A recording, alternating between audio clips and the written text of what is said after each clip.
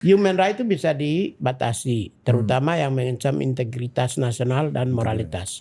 Ini agak relate langsung dengan integritas dan moralitas ada. Tapi ya harus ada peraturan tindak lanjut. Bahwa masyarakat Indonesia belum siap menerima LGBT sebagai salah satu komunitas minoritas yang harus diterima secara legal di Indonesia. Legalisasi tidak bisa, belum bisa di Indonesia.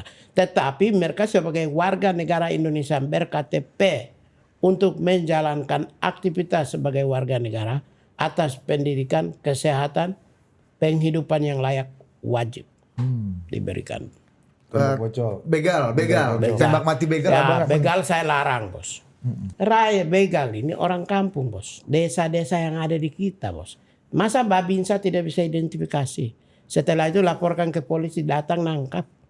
Kenapa harus tembak mati? Kenapa kata-kata saya sipil harus ada di polisi? Saya mau balance, saya mau challenge mereka. Kamu bisa nggak menerima sipil di wilayah tubuhmu? Sementara Anda bisa menawarkan di wilayah tubuh sipil. Ya. Di Komnas HAM itu nggak ada itu namanya. Nama bos nggak ada. Tidak tercatat namanya dalam laporan. Saya belum pernah lihat. Saya belum pernah baca. Itu dibuat rekayasa oleh, maaf kata dari saya, beberapa oknum tokoh-tokoh Republik Indonesia, pemimpin-pemimpin Indonesia yang distigma supaya Prabowo tidak boleh jadi presiden. Ya, I love you wartawan apa I love you Pak Prabowo? I love you Pak Prabowo. Baru Prabowo love wartawan.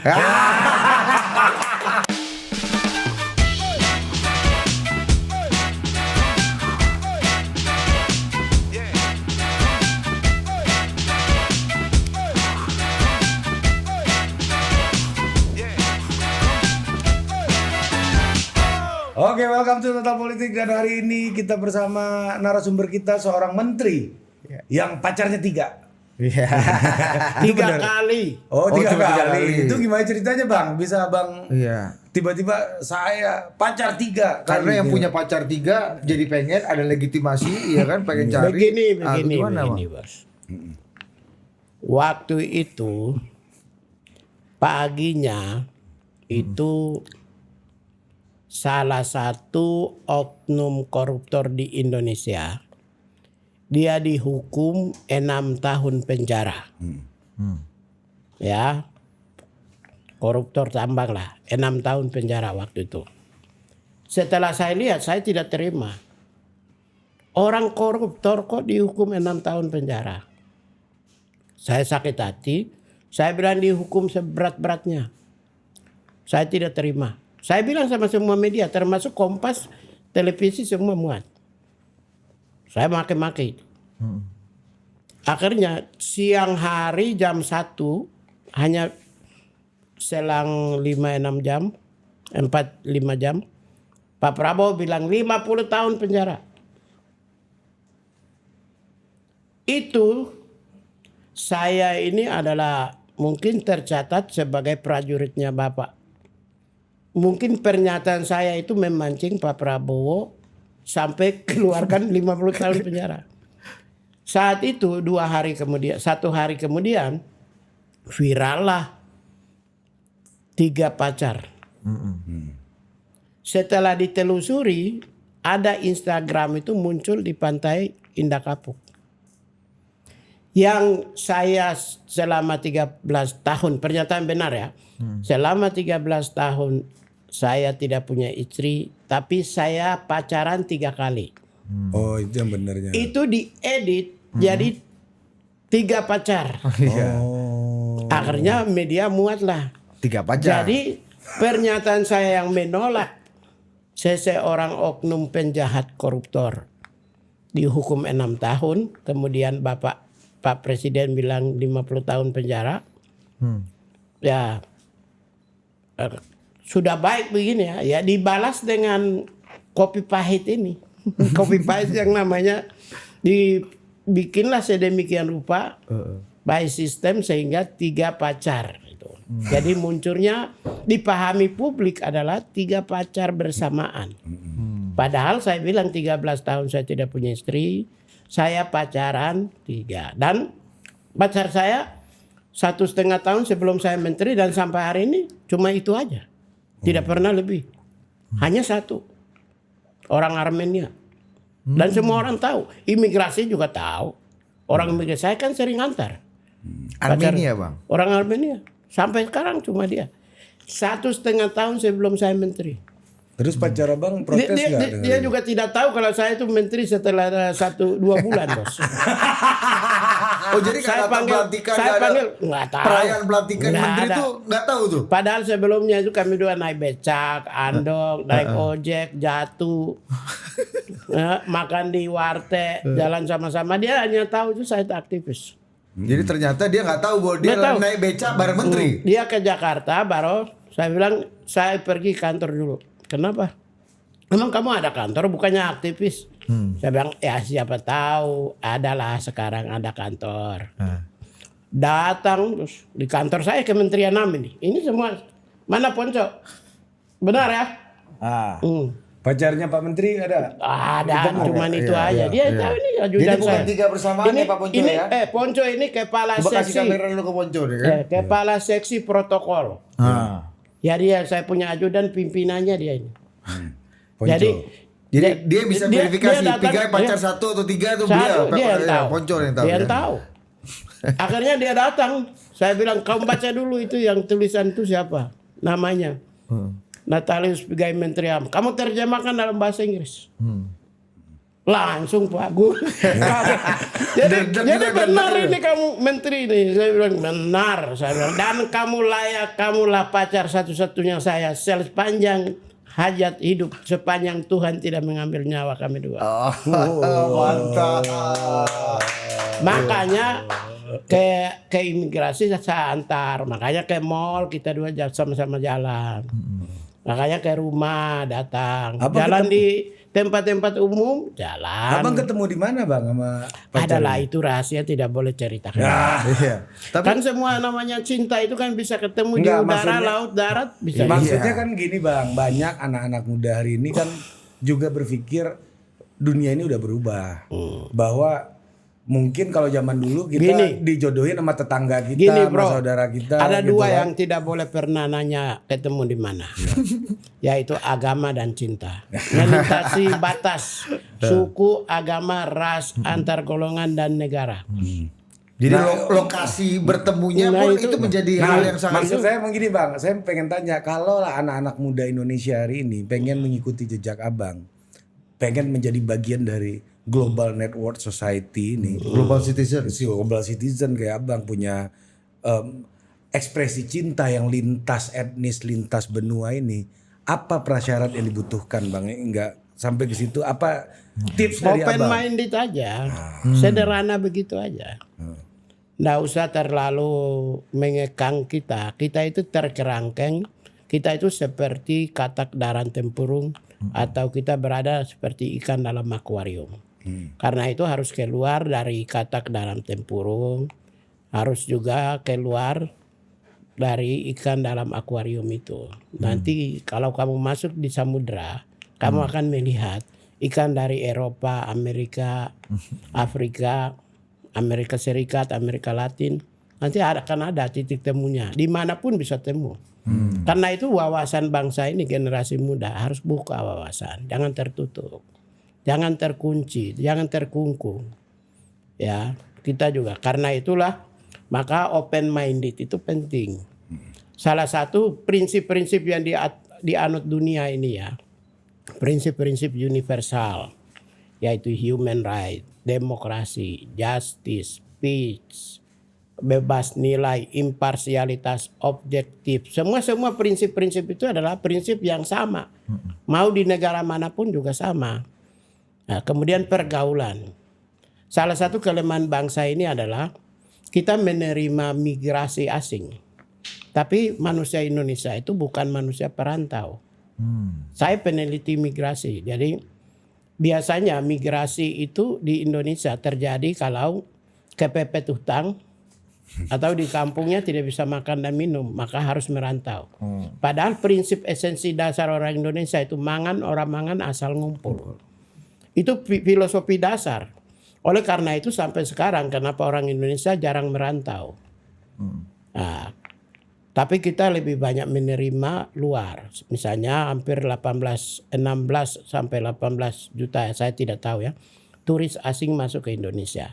Tapi ketika kita hitung berapa orang Indonesia yang merantau keluar, terlalu kecil, jomplang. Itu juga menyangkut wawasan. Saya hampir 90 negara saya datang. Hampir ya, saya tahu lah sebagian besar negara di dunia saya tahu. Tidak semua. Tapi minimal ketika saya rantau, saya belajar.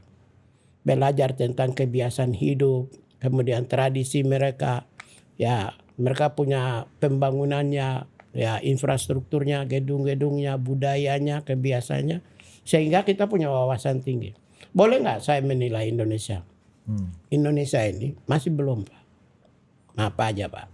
Nah, saya sudah lihat Eropa, saya sudah lihat Amerika, saya sudah lihat masuk ke samudra tadi yang kata Abang bisa ketemu berbagai macam ikan dan biota ini. Itu makanya Pak Prabowo lakukan revolusi. Revolusi yang agak signifikan. Misalnya gentenisasi. Itu di negara lain itu ada beberapa negara, kalau nggak salah Kirgistan atau Kazakistan. Kirgistan itu satu warna Pak gedungnya. Warna putih semua. Bisa cek di Google, tapi nama negaranya saya lupa, tapi pokoknya Kaukasia ya, negara-negara Kaukasia Selatan. Boleh cek. Kalau di negara lain tuh gedung-gedung, jalan-jalan tertata rapi, Pak. Tidak ada itu dekat istana negara, orang miskin, Pak. Radius 0,1 km dari istana negara ketemu orang miskin, Pak.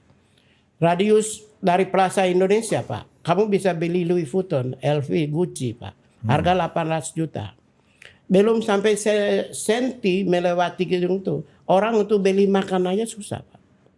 Karena apa? Ini wawasan pemimpin. Oleh karena itu generasi muda yang akan datang itu harus wawasannya global. Bang, Abang sebelumnya sama orang luar negeri juga pacaran? Sebelumnya. Kenapa sih udah? Ini masuk ini menarik nih statement Abang untuk pelajaran kawan-kawan nih. Kan kita pengen jadi global citizen juga kayak Abang. Sebelumnya dengan Ukraina. Sebelumnya lagi ada orang Indonesia nggak maksud saya? Ada pernah sekali. Apa yang membedakan Bang? Oh ya kalau orang luar sama orang Indonesia sudah Pak, ya namanya sebutan aja udah beda. Cara Abang berinteraksi ada yang beda nggak? Cara berkomunikasi, cara merayu, pergaulan kita, cara merayu, lebih banyak kita belajar ilmunya, Bos. Cara pandangnya mereka, Bos. Mereka bebas kan, bebas. Dan bisa berdebat, bisa dan pengetahuannya banyak karena mereka rajin baca. Tiap hari baca buku, rajin baca. Kita mengemukakan sebuah pendapat dan mereka lebih banyak. Oh kalau di Bali itu sejarah masa lalu apa ya? Gitu. Borobudur itu yang mereka belajar itu tidak hanya sekedar foto-foto Borobudur, Bos. Cikal bakal munculnya Borobudur itu yang mereka pelajari. Prambanan, cikal bakal sejarah historinya. Itu yang mereka pelajari. Jadi terliterasi ya Bang ya. Wow. Kalau komunitas literasi yang benar itu ya orang asing. Sehingga kita lebih baik tuh kasih ulang tahunnya tuh kasih buku. Nah ini yang membedakan. Penting nih. Ini cara berkomunikasi tadi kata-kata. Daripada kalau cewek Indonesia kan, Bang kita ke mall ya. Iya. Enak ini sebelah Louis Vuitton nih. Iya. Minimal iPhone 17 lah kan. iPhone 17. Kalau luar ya buku. Kita kasih buku atau kesukaan atau bunga. Bunga dan buku itu bukan buku. Setara itu ya. Jadi kita kadang-kadang nilai buku lebih tinggi daripada bunga. Jadi kita tonton di film-film Hollywood itu betul tuh Bang ya. Makanya kasih saya buku, pacaran dengan pacar saya dari sudah 3 tahun. Mana ada bule bisa bertahan 3 tahun. Oh iya. Bule itu cuma 1 bulan, 3 bulan happy setelah itu selesai. Iya. Abang dengan Armenia ini 3 tahun. 3 tahun. Batin juga Bang. Iya. Sekarang tinggal di mana Bang? Pacar Bang. 2 tahun lalu mereka udah lihat kok. Iya. 1 tahun 8 bulan lalu ajudan saya udah lihat. Sampai hari ini masih bertengker di hati saya. Tinggal di mana Bang? Ada lah itu. Enggak di Indo apa di Nah pokoknya yang itu. Gini kita datang kita diskusi ini tentang pacaran atau Enggak, tentang enggak, apa? Iya, ini penting, kan Bang. bisa membaca global dari pacaran abang ini. Aku juga Gini, pengen iya, Bang, gini, aku bos. masih bujangan Bang. Gini bos, Aku pengen ada juga nggak kayak dalam Abang. sejarah Indonesia ada menteri yang ngomong begini? Nggak ada. Nggak ada.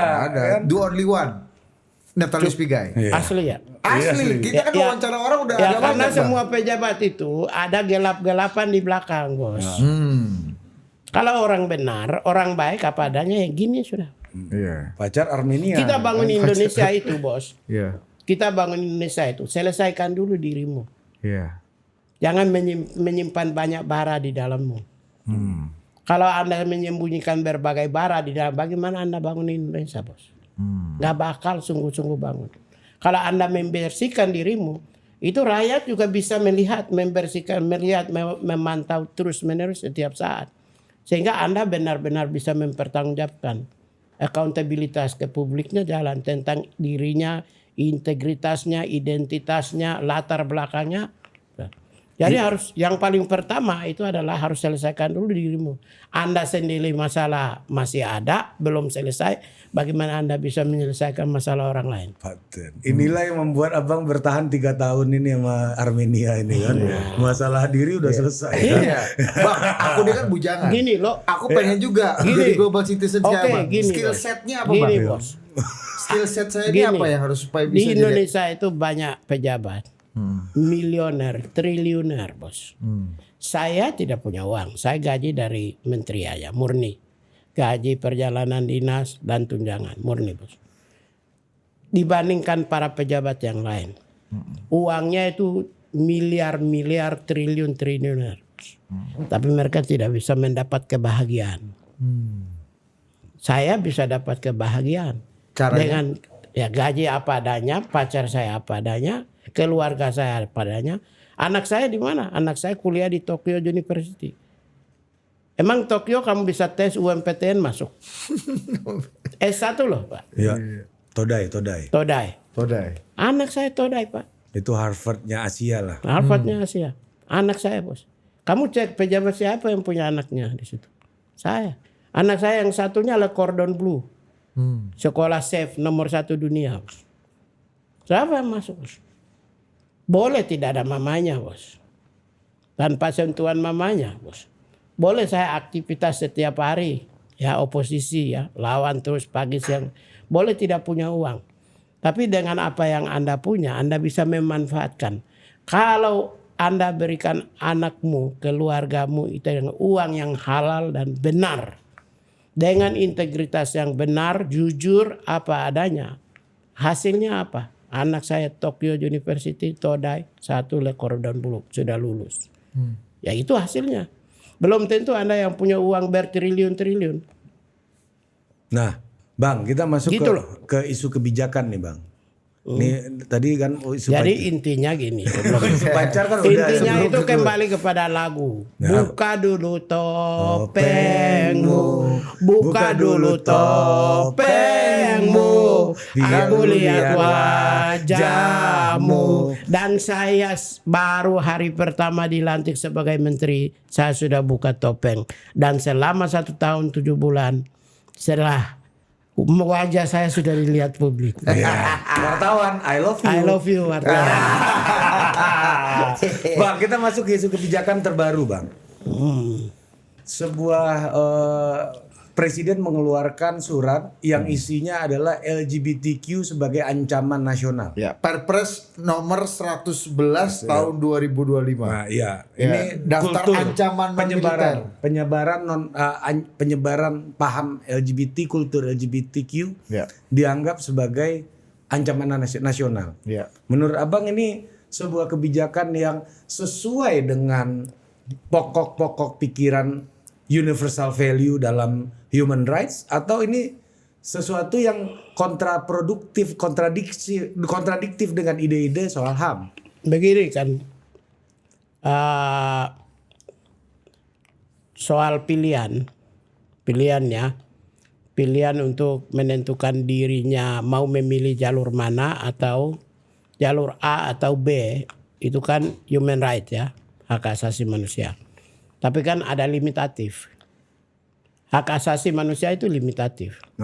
Jadi berdasarkan prinsip Siracusa Principle of Limitation of Human Rights, itu menyatakan bahwa hak asasi manusia itu bisa dibatasi. Satu, kalau ada hak asasi manusia yang mengancam integritas nasional. Integrasi. Makanya OPM itu kan bisa dirikan organisasi Papua Merdeka kan human right kan. Untuk tapi menyatakan negara larang kan. Ya itu tidak melanggar HAM. Karena mengancam NKRI, integritas nasional. Yang kedua, soal moralitas. Misalnya seseorang menjalankan ibadah dengan pakaiannya setengah. Nah, itu kan mengancam moralitas, bisa dibatasi. Padahal menjalankan ibadah itu merupakan hak asasi manusia. Yang ketiga, misalnya LGBT. LGBT perbuatan dan tindakan porno aksi dan pornografi mengancam mentalitas dan moralitas. Maka karena berdasarkan prinsip Siracusa itu bisa dibatasi kalau mengancam moralitas dan mentalitas, di mana pornografi dan porno aksi adalah bertentangan dengan moralitas dan mentalitas, maka aturan yang dikeluarkan oleh negara dianggap benar karena melindungi bangsanya dari ancaman yang merusak mental dan integritas nasional. Tetapi hak yang tidak boleh dibatasi itu adalah hak dia sebagai warga negara untuk mendapatkan kehidupan yang layak sama seperti warga negara yang lain, yaitu hak atas sandang, pangan, papan, hak atas pendidikan, kesehatan, ekonomi, dan pekerjaan dan penghidupan yang layak. Itu harus dijamin oleh negara. Bahwa kalau ada pilihan hidup yang bertentangan dengan norma umum, norma bersama, itu bisa diatur dan bisa dibatasi. Maka satu sisi ada regulasi yang dikeluarkan sebagai mengancam integritas dan moralitas bisa dipahami. Ya, saya mengatakan bisa dipahami ya, saya Menteri HAM ya. Tapi di sisi lain, kalau itu berdasarkan itu dimaknai oleh masyarakat bahwa karena negara melarang maka dia tidak boleh kerja, dia tidak boleh makan, dia tidak boleh berpendidikan, itu tidak boleh, itu melanggar. Karena dia juga adalah warga negara Indonesia. Itu namanya persekusi, tidak boleh. Jadi batasnya dia sebagai citizen dan dia sebagai ancaman nasional non militer ini apa, Bang? Ancaman yang dimaksud itu adalah perbuatan aksinya, grafi dan aksi, porno aksi dan pornografi. Karena kan di Eropa itu kayak Spanyol itu kan bisa ya ada netralnya 3, laki-laki, perempuan dan netral. Di negara lain ada. Indonesia kan hanya mengenal laki-laki dan perempuan. Gender, ya. Oleh karena itu, maka memang kalau dilihat dari apakah rakyat Indonesia bisa atau dapat menerima aktivitas mereka, menurut saya sebagai Menteri HAM, saya sudah 12 tahun saya urus kasus ini. Waktu 2012 Komnas HAM setiap kali yang mereka hadapi, kalau ada peristiwa-peristiwa yang mengancam mereka, selalu lapor ke Komnas HAM. Saya nangani juga dulu. Jadi Mami Yuli, Dodo, itu dulu selalu ke saya. Oleh karena itu saya sudah sampaikan bahwa masyarakat Indonesia belum siap menerima LGBT sebagai salah satu komunitas minoritas yang harus diterima secara legal di Indonesia. Legalisasi tidak bisa, belum bisa di Indonesia. Tetapi mereka sebagai warga negara Indonesia ber-KTP untuk menjalankan aktivitas sebagai warga negara atas pendidikan, kesehatan, penghidupan yang layak wajib diberikan. Jadi sampai batas mana, Bang? Negara atau masyarakat gitu bisa menindaklanjuti tadi tuh Jadi gini, ancaman non militer ini, Bang? Ancaman non militer itu kan mengancam moralitas. Karena itu yang di situ dilarang itu adalah pornografi dan porno aksi. Oke. Tapi Bang gini Bang, di praktek di lapangan itu kan interpretasinya bisa macam-macam sesuai dengan background dan pengetahuan orang-orang yang memahami peraturan tersebut, peraturan yang dikeluarkan oleh Pak Presiden gitu. Jadi gini, ancaman non militer yang harus dimaknai itu adalah tidak boleh sosialisasi, tidak boleh mempengaruhi orang lain, tidak boleh melakukan mempertontonkan porno aksinya, tidak boleh juga mempertontonkan pornografinya, dan tidak boleh juga mempengaruhi orang lain. Anda mempengaruhi orang lain kan tidak boleh. Itulah yang sebenarnya bagian-bagian itu yang dilarang. Tapi mereka sebagai warga negara Republik Indonesia dan menjalankan aktivitas tidak dilarang. Tapi apakah ini tidak akan jadi dalih main hakim sendiri, Bang? Ya, itu yang tidak boleh. Makanya saya sampaikan ini, tolong dilakukan sesuai dengan apa yang saya sampaikan. Fokus di tadi porno aksi dan Iya, porno aksi, pornografi mempengaruhi orang lain itu yang tidak boleh. Tapi kalau mereka untuk kerja, mereka untuk berkreasi, mereka untuk menjalankan apa misalnya apa untuk berpendidikan tidak boleh didiskriminasi. Ini kemarin kalau sekarang mungkin di percakapannya di lapangan, Bang, orang-orang kalau lihat orang yang LGBT udah bisik-bisik tuh, Bang. Ancaman nasional. Ancaman nasional. Gitu, Bang. karena di Perpres disamakan dengan radikalisme, judi online, pinjol, perang informasi hingga pencurian kekayaan alam, Bang. Jadi Gini. batasnya baru gini. Yang dilarang oleh Perpres adalah tindakan dan perbuatan. Iya, Tidak pernah melarang orangnya. Jadi tadi Ini ya kunci ya. Saya tegaskan nih. Yang dilarang oleh Perpres ini adalah tindakan dan perbuatan. termasuk mempromot ide-idenya ya berarti ya. Tapi orangnya Mengkampanyekan. kita nggak tahu yang ada di sini ada yang LGBT kan kita nggak tahu, Bos. Tapi semua yang ada di sini. Itu karena itu semua orang yang ada di sini adalah warga negara. Tapi tindakan yang perbuatannya dipertontonkan di publik itulah yang dilarang. Misalnya Kalau soal apa, korupsi ya tindakannya yang dilarang. Orangnya tidak dilarang sebagai warga negara Indonesia. Perbuatan korupsinya yang dilarang. perbuatan korupsi yang dilarang dan dihukum kalau memang terbukti Iya. melakukan. LGBT juga sama. Tindakan pornografinya yang dilarang.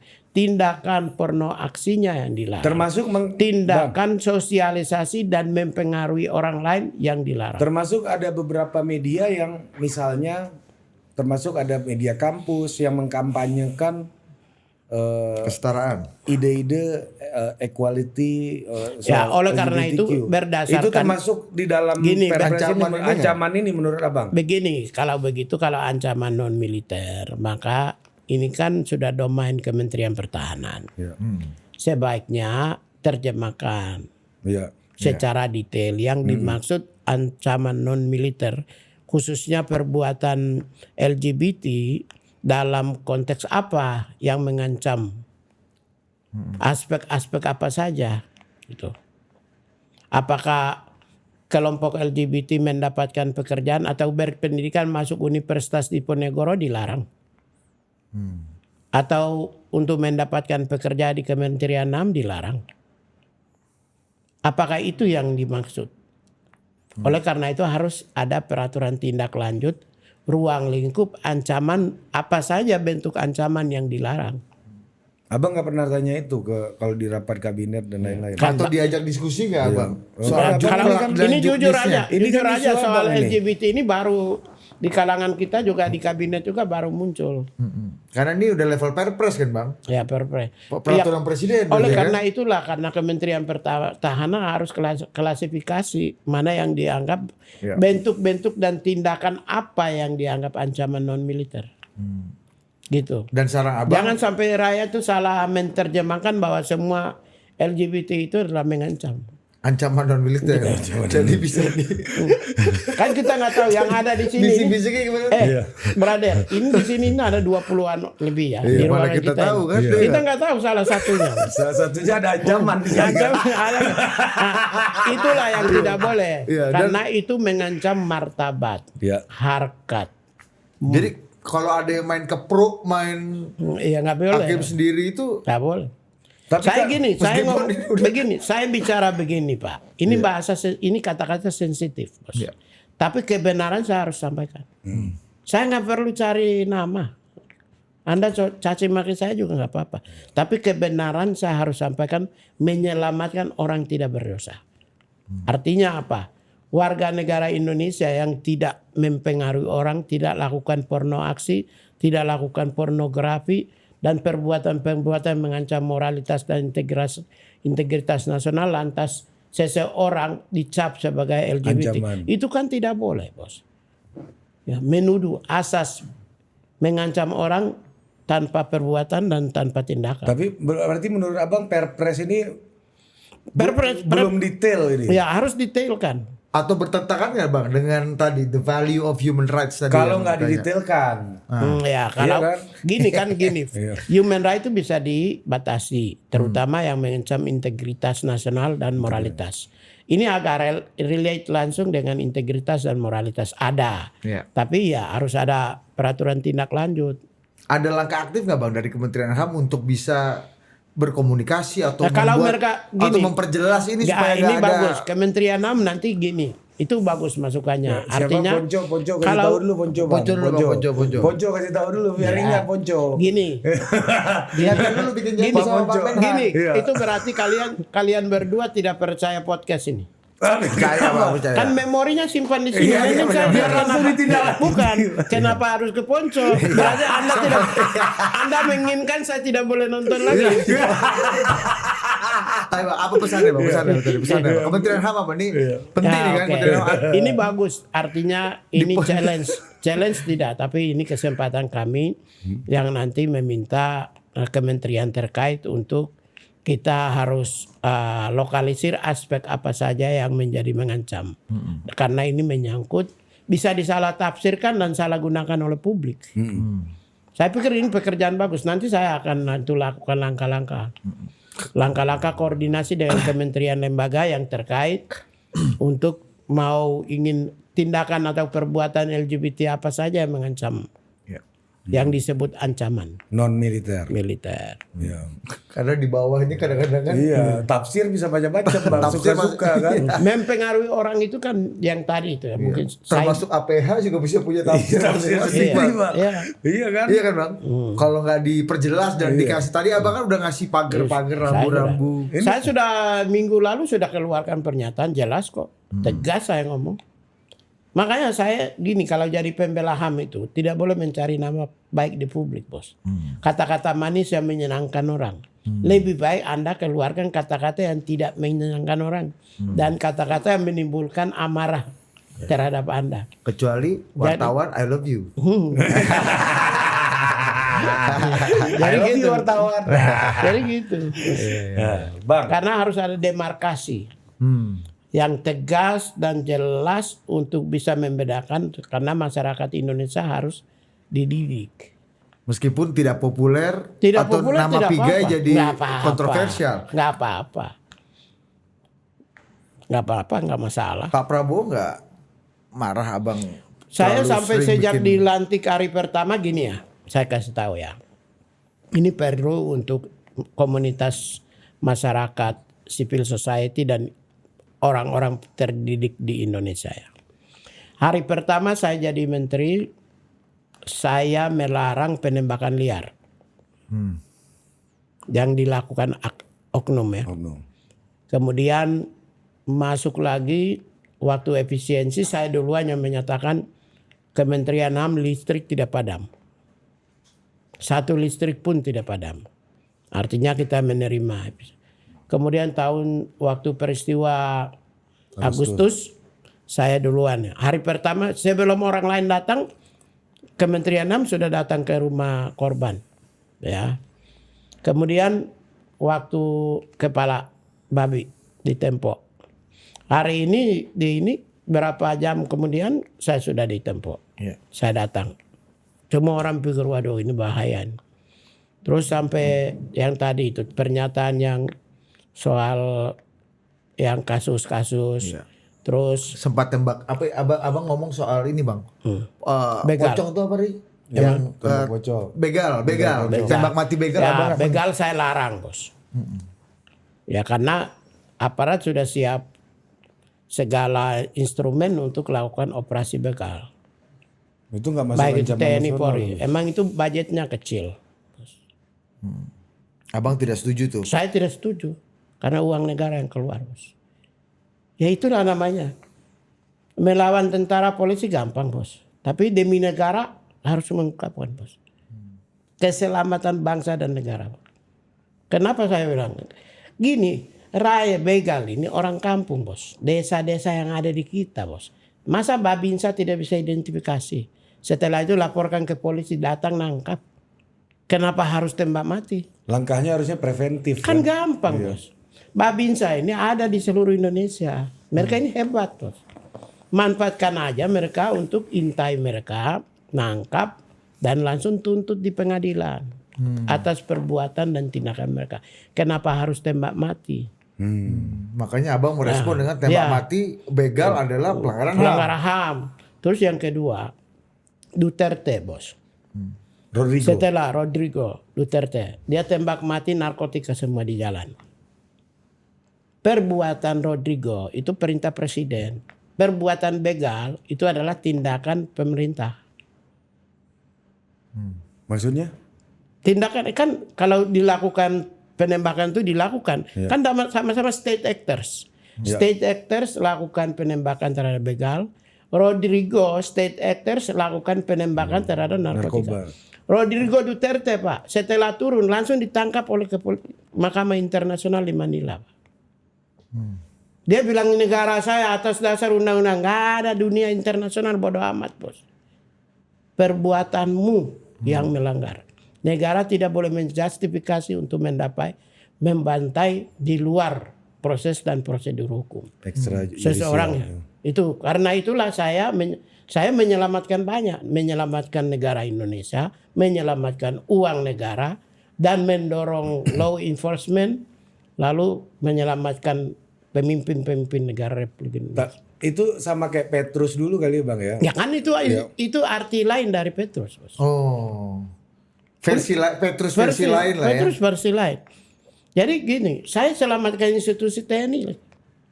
Coba kalau itu dilakukan, bos. Kemudian suatu saat ada Mahkamah Internasional ikut intervensi, bos. Bisa-bisa suatu saat kita kan pernah juga mengalami masa kelam. Embargo militer, bos. Abang concernnya ada di tembak matinya atau TNI yang mengambil alih tugas? Concernnya tembak matinya. Bukan soal TNI mengambil alih tugas. Ya, mau polisi yang tembak mati kan juga hak asasi manusia itu tidak boleh membunuh orang. Ya, membunuh orang di luar peradilan. HAM itu. Right to life itu tidak bisa ditergantikan. Tetapi beberapa kasus tertentu melalui proses peradilan memutuskan menghukum seseorang. Itu masih masih ignore dalam konteks human right, ignore. Nah, Bang, itu kita masuk ke Pak Prabowo. Terus saya bilang kan banyak, bos. Saya bilang langsung ke polisi, boleh sipil boleh menjabat di polisi. Saya kan bilang kan, sipil boleh menjabat beberapa jabatan di institusi kepolisian. Terus saya juga bilang berbagai mengendalikan program-program strategis nasional termasuk juga prioritas pemerintah, MBG. Semua ini kan saya ikut mengendalikan kan. Termasuk Papua. Kemarin 15 orang ini saya bilang Panglima TNI dan Kapolri kendalikan keadaan Papua. Semua ucapan saya, Pak. Semua ucapan saya dan tindakan saya tidak pernah ditegur. Sampai Prabowo. Sampai hari ini. Dari tanggal 21 Oktober sampai dengan hari ini tanggal berapa ini? Meskipun Natalius Pigai berkali-kali jadi headline pemberitaan. Saya tidak pernah ditegur. Yang pas bos. Abang joget di istana juga nggak ditegur tuh. Enggak bercanda. Abang minta 20 triliun awal-awal. Abang minta anggaran 20 berarti triliun. Abang nggak pernah ditegur Pak Prabowo. Berarti kan hubungan dalam banget dong. Bukan begini, bukan. Atau gimana? Bukan sekedar hubungan dalam, bos. Bukan sekedar. Ini pemimpin negara makin ke atas, bos. Makin negarawan, patriotik, ya, pemimpin yang negarawan dan patriotik, ya, pemimpin elit besar ya di atas. Semua yang di bawah itu dianggap orang dia, Pak. Jangan, yang paling tidak boleh itu kan seorang pemimpin memihak kepada satu kelompok. Nah, Saya jadi Menteri HAM. Ini saya mau kasih tahu juga, biar jadi pelajaran. Saya itu tadinya itu kemungkinan Menteri Desa, Pak. Karena saya dari Transmigrasi dan Tenaga Kerja. Saya sarjana pembangunan desa. Tapi kenapa saya jadi Menteri HAM? Karena setelah diidentifikasi ada aktivis yang berhubungan erat dengan A, B, C, D, E, F. Aktivis kemanusiaan yang bening cuma Natalius. Maka saya ditunjuk jadi Menteri HAM. Padahal saya sudah Menteri Desa. Harusnya. Itulah cara pandang negarawan, Bos. Negarawan tuh bening itu artinya tidak ada korelasi dengan A, B, C, D, F. Nggak ada konflik kepentingan. Kalau aktivis yang disupport oleh kelompok mafia ekonomi, ya nanti dia menguntungkan mereka. Kalau aktivis yang disupport organisasi A, nanti menguntungkan A. Jadi Natalis dipilih karena bersih, bening. nggak punya bohir. Nggak punya. Bening, air bening. Sehingga keputusan yang saya hadirkan itu keputusan di atas semua golongan. Nah, kalau saya didikan, ngapain saya ngomong begal, ngapain polisi sipil harus ada di polisi? Kenapa kata-kata saya sipil harus ada di polisi? Saya mau balance, saya mau challenge mereka. Kamu bisa nggak menerima sipil di wilayah tubuhmu?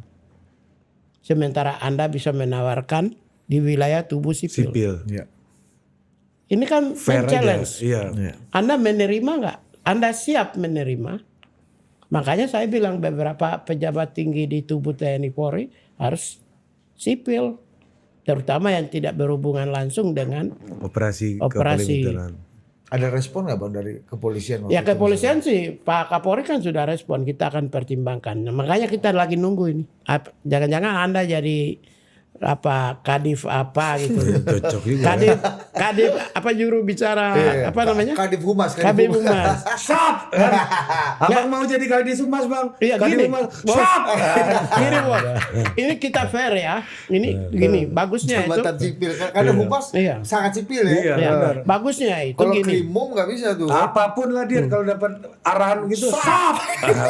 Gini, Bos. Bagusnya itu Jenderal perwira TNI dan Polri sekarang itu semua rata-rata orang berpendidikan. Iya. Ya cerdas lah, intelektual. Ya. Makan sekolahan ya. Jadi ketika kita challenge mereka paham. Dan mereka pikirin. Iya Bang ya. Mereka pikirin dan kita tunggu siapa yang nanti panggil. Jangan-jangan cocok juga kan. Iya, karena Abang lagi-lagi orang melihat Natalius Pigai intensinya pasti nggak macam-macam. Ya, bening tadi kan. Kita bening. Bukan bohirnya siapa-siapa nih Natalius Pigai. Kalau saya bohirnya polisi, apa anak buahnya polisi jadi Menteri HAM, saya menguntungkan polisi. Makanya kalau bicara tentang presiden, Bos, presiden itu berada di atas semua golongan. Dia tidak menempatkan di kelompok A, kelompok B, kelompok C. Maka seluruh kebijakan itu kalau menyerang presiden salah.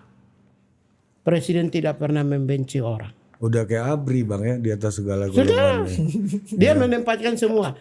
Lo oposisi, kamu mendukung A, kamu mendukung B. Nah tunggu dulu. Ceritanya tuh gimana Abang bisa sampai sepaham itu dengan Pak Prabowo dan Pak Prabowo sampai tidak pernah menegur Abang dalam artian gini, kan ini sepaham itu juga nggak mungkin hubungan sehari 2 hari ini Bang. Jadi panjang pasti perjalanan ya. Apa coba kasih dulu Bang. Ya yang pertama dulu ya ada 2 tahap. Nah, 3 pun kita dengar. Jangan. Yang pertama tanggal 31 Desember 1996. Ada ya itu 30 tahun yang lalu. 29 tahun lebih lah. Di Agenda Bandung ada pertemuan seminar dan tahun baru Ikatan Mahasiswa Papua. Irian Jaya se-Jawa Bali. Waktu itu saya masih umur 16 atau 17 tahun. Saya lupa. Setelah itu yang jadi narasumber Pak Prabowo. Danjen Kopassus. Bintang 2. Bintang 2, Bos. Itu yang menyelenggarakan mahasiswa. Itu Ikatan Mahasiswa Irian Jaya. Kenapa yang diundang Danjen Kopassus bicaranya Bang? Karena beliau yang sponsor. Gini bos, Oh, gini, iya, Bos. iya. Kami ini kehidupan namanya ya. juga loh, mahasiswa kan tidak punya uang. Betul. Beliau kasih kita ajukan proposal, beliau bantu. Yang nangkep beliau lah ya. Ya, beliau membantu anak-anak mahasiswa Papua untuk selenggarakan Natal, biaya bahkan sampai tempatnya itu Ajendam, Ajudan Jenderal Bandung. Saat Difasilitasi oleh Danjen Kopassus Mayor Jenderal Prabowo Subianto. itu tanggal 31 Desember 1996. Saya umur 16 atau 17. Mahasiswa di Jogja. Jogja. Tapi di Bandung kegiatannya. Baru beliau sampaikan materi panjang. Kalau Pak Prabowo kan kalau bicara lumayan kan. Iya. Dari dulu ya berarti ya. Oh itu singa podium bos. Asli punya bos. Singa beneran. Pintarnya juga. Jadi tidak hanya singa podium yang biasa tapi singa paten kalau Pak Prabowo. Paten punya nih ya. Jadi ya kita kan umur mentalnya ya mental apa? Ayam sayur lah. Kan masih umur 17 bos. Dia bicara tentang A, B, B. Begini satu momen bicara tentang Freeport. Saya kan orang asli Freeport. Oh abang putra daerah situ. Iya. Saya orang sini. Nenek saya Amung Me. Mama saya Moni. Bapak saya Me. Yang melingkari Gunung Kartens itu keluarga saya. Saya begini beliau bilang. Saya sudah bicara dengan Pak Ginanjar Kartasasmita untuk berikan 1% bagi masyarakat penduduk asli lokal. Pak Prabowo ngomong ini. Wah saya sudah ngomong lama, pidato lama. Kan terus sudah ngomong itu lagi. Saya protes. Saya bilang keluar Pak. Tukang tipu itu bohong. Bohong Bapak keluar. Pulang aja. Ke Pak Prabowo. Prabowo. Jadi Natalis abang Interupsi. Saya bilang interupsi. Saya bilang Bapak keluar. Abang bubar diskusi juga dong berarti. Tidak bubar. Oh enggak bubar. Ngusir aja. Pak Prabowo berhenti, dia bilang, begini ada yang datang ajudannya. Saya dibawa baru diinterogasi ajudannya. Setelah itu ajudannya mungkin ke Bapak ke depan baru datang. Baru ajudannya dia bilang nanya, kamu umur berapa? Saya bilang 16 tahun. Oh kamu masih kecil. Nanti kamu akan tahu siapa Prabowo kalau kamu sudah besar.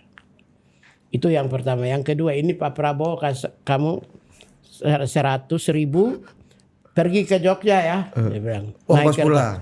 Hari itu acara masih berlangsung. Saya langsung ke Jogja. Takut saya. Sampai di Jogja bos. Iya. Saya menghilang di namanya Balai Rante.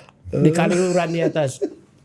Saya takut kan. Takut ada konsekuensi dari interupsi di iya. Bandung ini. Abang agak menyesal juga interupsi kemarin tuh. Apa? Wah, saya takut bos waktu.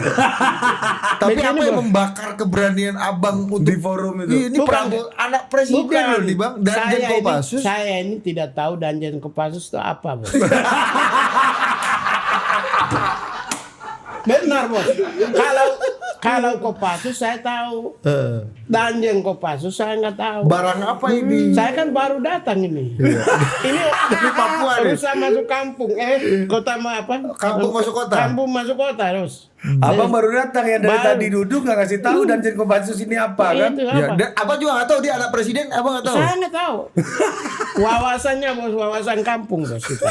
Tapi berani. Berani. Yang Karena nggak Freeport- tahu, karena berani Freeport bosan. disinggung. Hah? Karena Berani apa? karena bosan beliau menjelaskan panjang lebar. Oh jadi bagusnya. Kalau Pak Prabowo pidato panjang tuh kalau yang ada yang bosan dan Jadi nggak tahu waktu dia itu- siapa bisa. Akhirnya waktu itu saya ke Jogja. Sampai di Jogja, saya satu malam setelah itu tidak ada masalah, saya kembali biasa saja bos. Tapi dia kasih saya uang, baru dia bilang nama kamu siapa? Natalius Pigai. Catat. Nanti suatu saat kamu akan tahu siapa Pak Prabowo Subianto. Kata ajudan. Dan ya, ajudannya siapa namanya? Ya. Mayor Jenderal Purnawirawan Fuad Basa, Bukan Kapus kampus pen. Pen TNI. Yang termasyur ya. Yang termasyur. Ya, dia yang periksa saya. Kalau dia masih hidup, mudah-mudahan masih hidup, boleh nanya sama dia. Dia kalau dia kau ini Natalius. Jadi Abang pulang ke Jogja pakai uang yang diberikan oleh Pak Prabowo. Pak Prabowo lewat Makanya Pak Fuad. Makanya bos, dari umur 16 tahun bos, Saya itu tidak ngeh kalau Prabowo itu orang tidak baik. Saya tidak paham orang kalau menuduh dia tidak baik. Saya saja yang suruh pulang dari podium aja bos. Saya masih bisa bebas kemana-mana bos. Abang udah usir di depan forum tuh ya? Forum. Berani juga. Jadi saya tidak pernah yakin Pak Prabowo itu orang tidak baik. Tidak pernah yakin. Keyakinan saya belum masuk bos. Karena saya meskipun saya aktivis, saya tidak pernah percaya Pak Prabowo itu tidak bagus. Nyatanya saya yang protes saya dikasih uang 100.000 bos. Setelah itu sekarang lebih tidak yakin lagi kalau Pak Prabowo itu tidak baik. Setelah itu tanggal 2019 bos. Termin 1 31 Desember 1996. Ya. Yang termin kedua apa bang? Ada prosesnya panjang juga sebelumnya. Tapi 2019 waktu kami dinyatakan kalah, Bapak mengusulkan secara resmi ditandatangani oleh beliau masuk kabinet saya dari Gerindra 2019 ke Jokowi. Tapi Jokowi tidak akomodir. Nama saya dengan Fadlison tidak diakomodir. Dua-dua dianggap anak kurang ajar bagi Pak Jokowi. Terlalu keras tapi waktu kampanye. Tapi nggak apa-apa itu kan politik. Akhirnya Pak Prabowo sendiri kan terus, yang jadi menteri kan? Akhirnya ya tanggal 3 Maret 2024 6 bulan atau 7 bulan sebelum pelantikan Bapak kasih saya menteri. Jaga kesehatan ya. Nanti kalau pelantikan lancar Natalis jadi. Terus Bang, bulan tapi, pertengahan Agustus atau September saya dikasih langsung ditunjuk menteri. Jadi sebelum orang lain masih dukdak nunggu pengumuman, saya sudah tenang-tenang aja ya. tenang. Abang panitia Draftnya juga ya, izin ya, draftnya saya sudah baca. Inilah enaknya kalau ikut Pak Prabowo. Janji tidak pernah meleset. Saya ya? draftnya sudah baca. Draft SK Menteri saya sudah baca. Dan Pak Prabowo komit akan itu ya bang. Bahkan pacar abang yang Armenia pun nggak tahu abang jadi menteri kan. Masuk draft itu kan. Bisa juga abang nahan informasi penting itu ke pacar abang. Saya nggak pernah kasih Kenapa tahu. abang nggak kasih tahu sama Iya, pacar itu kan good news ya Kalau bang. aku yang pertama aku kasih tahu istriku pasti. Itu artinya gini, berarti kamu nggak cinta. Baru- Karena itu meyakinkan cinta dia dengan mempertontonkan kehebatan Anda. Oh, karena di otaknya Kalau abang udah mencintai hebat. benar ya nggak perlu kasih tahu, terima apa adanya dong. Ilmu kehidupan. Bang, Biarkan pacar Armenia abang Terima kaget begitu. apa adanya. Iya kan? Saya sudah jadi menteri ditunjuk itu tanggal 3 Maret Iya. 2024. Terus pertengahan Agustus itu saya dikasih SK untuk lihat koreksi, disuruh koreksi. Ini SK menteri kamu koreksi. Makanya kamu ikut Prabowo besok. Anda. Kirain nanti ke kamera. Iya. Ini jangan. Ikutlah Prabowo. Inilah bang ini kan. Ini bos. Bang. Disuruh ikut koreksi bos. SK bos koreksi Bang, SK. tapi kan seperti kata abang yang dak dikduk lebih banyak dibandingin kayak abang yang abang kan koreksi. itu Disuruh si dulu koreksi. 96 ini bang. Abang kalau perlu dikasih komputernya kau ketik sendiri Iya. tuh. Jadi gini Bikin, bos, kan? orang ikut Prabowo itu bos. Prabowo itu tahu ucapkan terima kasih bos. Ini saya nggak bohong. Emang ada elit yang Saya nggak tahu, ini Bang? bos, orang kampung, orang tuanya meninggal, anak yatim piatu, bukan anak orang kaya, bukan elit, bukan partai politik, bukan siapa-siapa. Dari 30-an, ini menterinya 30-an loh. Yang lain kan 40-an sekian itu kan dengan kepala badan yang orang hitung-hitung. Salah itu, salah hitung. Menteri yang ada huruf M-nya itu 30-an. Dan di dalamnya ada Natalius Pigai yang bukan siapa-siapa. Waduh. Itu artinya apa? Prabowo itu tahu ucapkan terima kasih. Untuk pengabdian dan loyalitas yang panjang. Emang gampang jadi menteri bos. Dari 280 juta orang,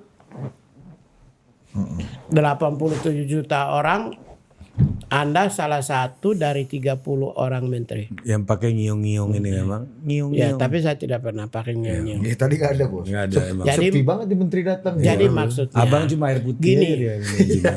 maksudnya ikut aja Pak Prabowo. Ya, Bang. Tapi sejak 31 Desember 96, abang dikasih uang, terus besoknya abang ke Jogja, abang ketakutan lah. Setelah itu ada nggak? Ada Kontak selanjutnya lagi sama Pak Prabowo? anak-anak saya sekolah Bapak yang biayai. Nggak, abang waktu itu setelah itu di quote unquote nih bang. Kan abang kan aktivis 98 juga. Abang bisa cerita lah Saya gimana aktivis 98 di tapi Jogja itu pemantiknya salah satunya adalah demonstrasi di Gejayan. Dan ada Natalius Pigai katanya di situ. saya ada. bakar ban. Saya dari perpustakaan Sanata Dharma keluar berdiri di hotel depan namanya apa di Gejayan, pas di situ tempat biasanya jual nasi kucing. Nasi kucing yang kecil-kecil itu sebelahnya sol sepatu dengan apa namanya yang biasa bikin cap. Di depan kita berdiri langsung si Moses Gatot Kaca meninggal waktu itu. Baru saya bakar ban Gejayan. Itu pemicu demonstrasi 98. Tapi dalam perjalanan demonstrasi 98 saya tidak pernah sentuhan langsung dengan apa? Saya adalah yang di lapangan. Saya tidak mengerti yang ada gerakan politik di Andi Arief, Nesar Patria, ya Mugianto, Agus Jabo Priyono, Dita Haris Indasari, Haris Moti di level saya.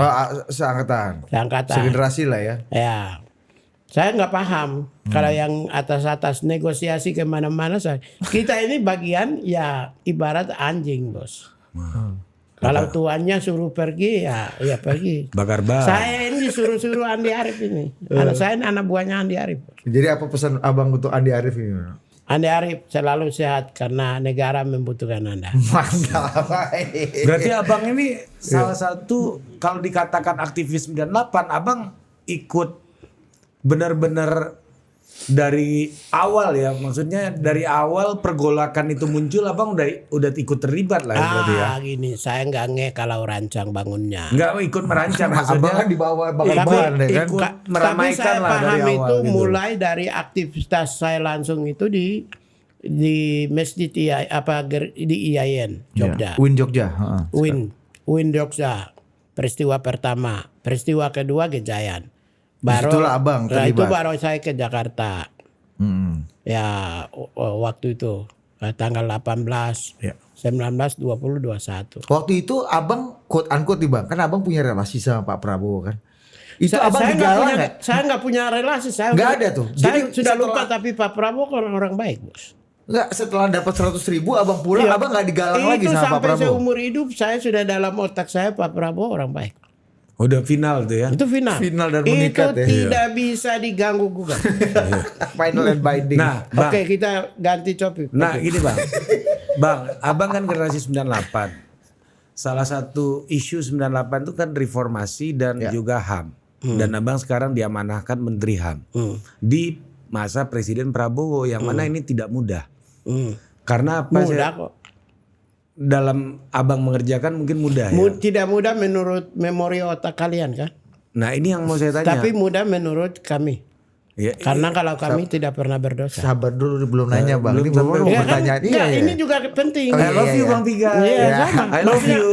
memori otak kalian itu artinya otak media ya. Iya, iya. Ini kan Dalam konteks. stigmanya begitu, Ya, stigmanya. memorinya kan. Memorinya. Tidak mudah bagi orang yang duduk di sini, termasuk bagi kita, menurut kita, termasuk abang, dalam konteks begini bang. Isu musiman yang selalu menempel ke Pak Prabowo adalah orang yang terlibat dalam pelanggaran HAM 98. Nah, sementara abang lah yang sekarang duduk jadi Menteri HAM. Ya gini, saya terima kasih kepada terima kasih ya kepada negara ya. Negara Republik Indonesia.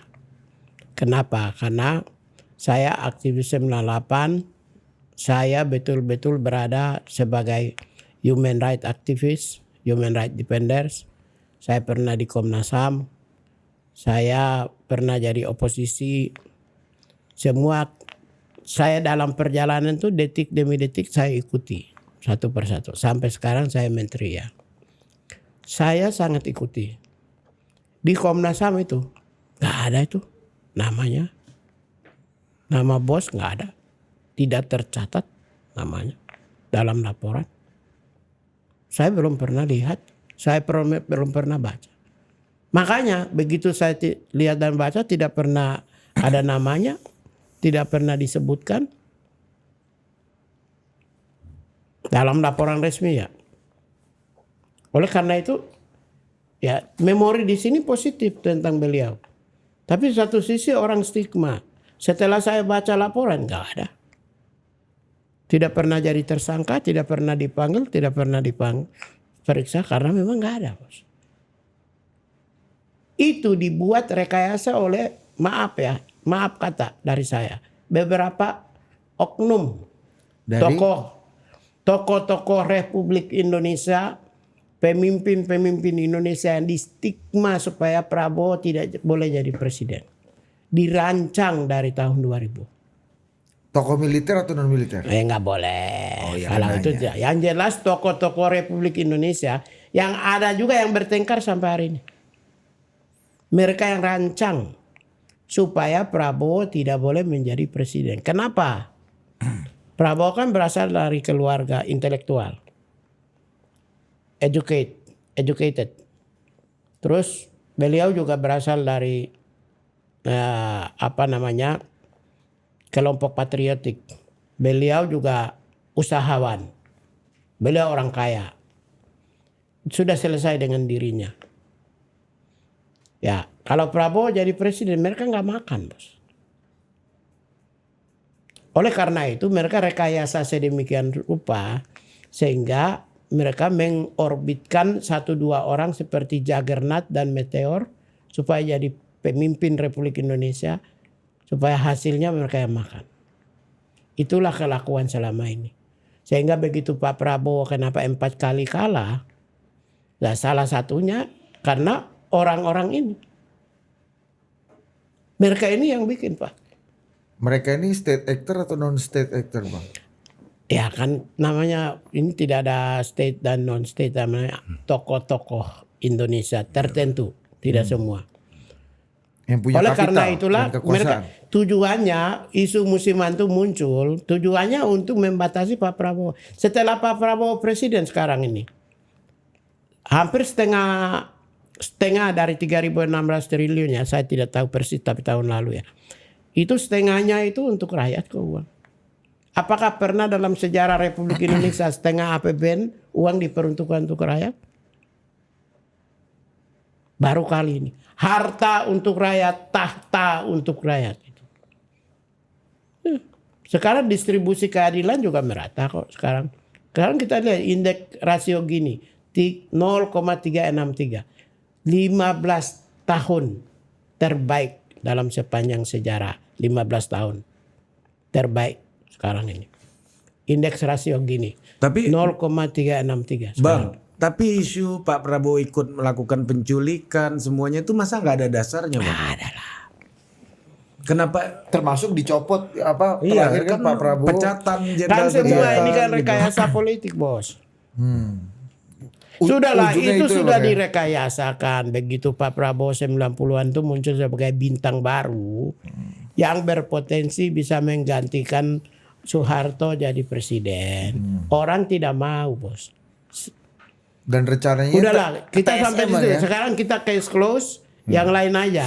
Itu tidak perlu dijelasin. Oh, iya. Makanya Allah kasih Pak Prabowo presiden hari ini, bos.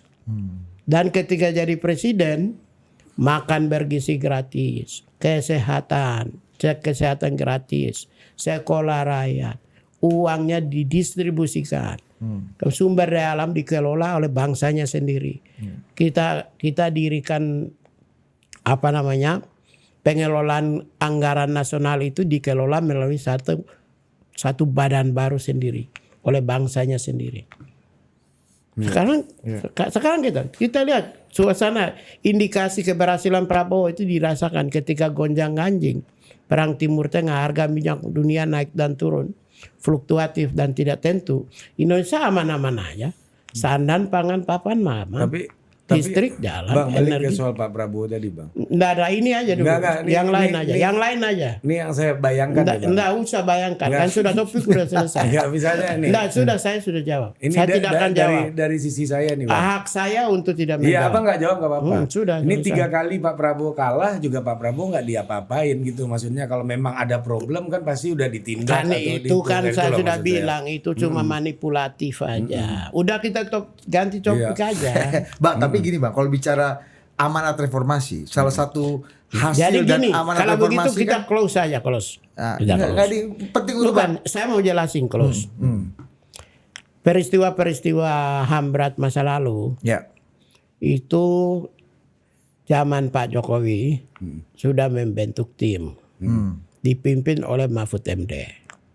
Setelah itu tim kerja waktu zaman Mahfud MD telah mengambil keputusan, telah mengidentifikasi korban, telah mengambil keputusan. Oh iya yang itu ya benar. Nah, secara politik ada negara memilih jalan pilihan politik yaitu restoratif justice. Ada another option yaitu melalui rekonsiliasi ya Bang ya. ya ada rekonsiliasi perdamaian ya. Jalan itu ditempuh oleh negara zaman Pak Jokowi. Ya. Berarti negara Indonesia telah mengambil keputusan penyelesaian masalah seluruh HAM berat masa lalu melalui jalan restoratif justice dengan melakukan langkah-langkah pemulihan. Ya. Dan pernyataan itu juga dikeluarkan langsung oleh Presiden. Berarti secara politik selesai kan? Case close. Case close. Sudah, Indonesia sudah mengambil jalan lain. Ya. Nah, sekarang langkah berikut adalah pemulihan. Sekarang dalam konteks pemulihan inilah yang sekarang kita sudah mulai termasuk sekarang sedang mempersiapkan penyusunan instruksi Presiden yang memerintahkan kementerian lembaga untuk ikut membantu bagi mereka yang teridentifikasi sebagai korban dalam konteks yang lebih luas. Jadi Gimana tuh Bang? ya semua nanti kan pemulihan korban toh. Kita sudah mulai tahun lalu di Aceh. Aceh sudah kasih pemulihan korban. Kita sudah bangun rumah, kita sudah bantu masyarakat korban di sana. Sekarang mau melanjutkan pemulihan. Dulu yang instruksi Presiden yang lama ada Pak Jokowi keluarkan instruksi Presiden. Tapi yang mengamanatkan kementerian lembaga kan. Sekarang kementerian lembaga kan sudah berubah nama. Sehingga untuk menyesuaikan dengan perubahan nama maka instruksi Presiden harus juga revisi. Maka sedang menunggu revisi, proses revisi sedang berjalan. Ya. Kami sudah siapkan draft dan sudah revisi jalan. Sesudah selesai selanjutnya kami identifikasi korban dan tinggal pemulihan, selesai. Nah. Tugas kami dalam konteks politik di Indonesia sudah selesai. Ya, karena dulu Komnas HAM itu lakukan penyelidikan mentok di kejaksaan karena aspek formil dan materialnya tidak terpenuhi. Kasihan. Jadi gantung iya, gantung seperti ya. tahun 1963 1965 itu ya pelakunya meninggal semua kan? Nggak ada lagi ya. Sudah nggak ada. Kasihan bos. Iya. Oleh karena itu mau tidak mau bagus juga Pak Jokowi dulu mengambil jalan rekonsiliasi dan perdamaian. Betul. Iya. Meskipun itu juga dapat tantangan banyak ya Bang ya. Iya, enggak apa-apa, tapi kan negara harus mencari jalan keluar. Iya. Tapi termasuk juga ini ya Bang ya. Sudah selesai. Yang kayak Kamisan itu juga Kamisan nih gini, Ya, Kamisan nih kayak ini kan di luar ya. ya. Kamisan ini saya ini sekarang ini sudah ya total politik saya mengundang. Ibu Sumarsi datang aja ketemu saya ngobrol berdua di kantor. Ya, datang aja ke kantor. Toh Kamisan ini juga dulu dibentuk oleh Wakil Menteri HAM juga. Dulu juga Wakil Menteri HAM ini Kamisan juga dulu. Mas Mugi. Mugi. Udahlah. Aktor Kamisan. Ya sudah, jangan ketemu Mugi ya, pasti agak sedikit bebannya agak beda. Ketemu saya aja, kita ngobrol apa yang Ibu mau. Karena jalan pilihan politik pemerintah sudah ambil oleh Pak Jokowi, telah mengambil jalan politiknya. Selanjutnya apa yang perlu mau sampaikan? Tapi seorang Menteri Natalius Pigai melihat aksi Kamisan ini gimana Bang? Perspektif Abang, POV Abang melihat Gini. aksi Kamisan yang udah jalan sekian Gini. lamanya ini. Kalau saya kan kebebasan ekspresi tidak apa-apa, silakan aja, tidak dilarang toh. Tapi gitu sampai kapan? Kan untuk mendapatkan keadilan itu harus diutarakan dan disampaikan kepada pihak yang berwenang. Andaikan kalau Ibu Sumarsi datang ketemu saya dan menyampaikan apa yang dia maksudkan, apa yang dia inginkan. Tapi kalau keinginannya itu kontraproduktif dengan kebijakan pemerintah yang dibuat Pak Jokowi, yaitu restoratif justice, susah. Karena negara telah mengambil jalan. Sudah memutuskan ya. Karena itu ya harus mencari jalan keluar lain. Kadang-kadang dalam level bertata negara memiliki otoritas, kewenangan yang tidak sama dengan otoritas dan kewenangan dimiliki rakyat. Rakyat hanya memiliki kedaulatan. Ya. Supaya orang yang dipilih diberi kedaulatan mengelola otoritas negara.